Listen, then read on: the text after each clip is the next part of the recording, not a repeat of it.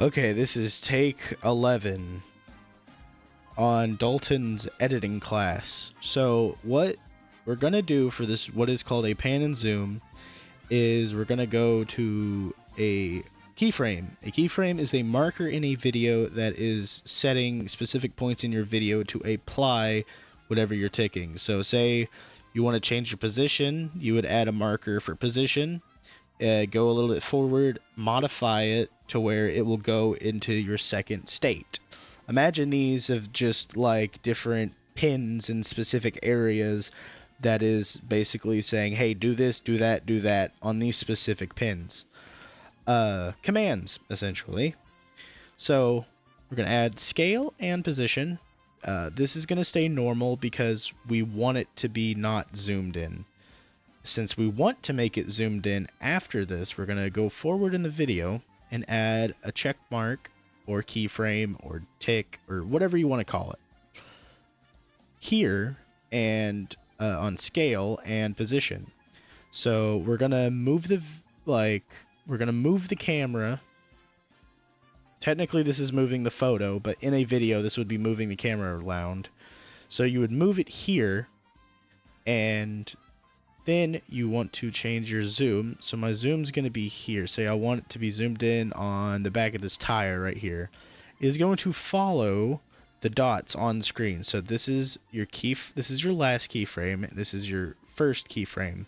You can add more keyframes to add a more detailed movement if you would like, but that's more advanced when you actually get the hang of using keyframes. These are just the absolute basics.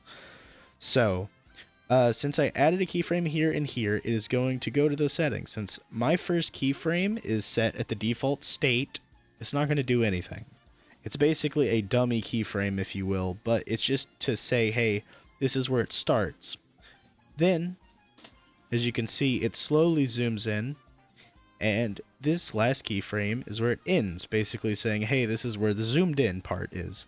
If you'd like to speed it up, you can move this across the timeline to be closer to your first frame, and it will be faster.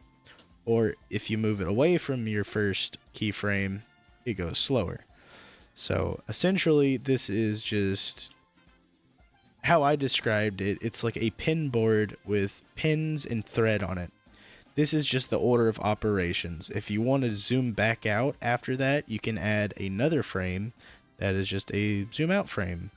Or maybe the position frame is also going to move around to top of the page.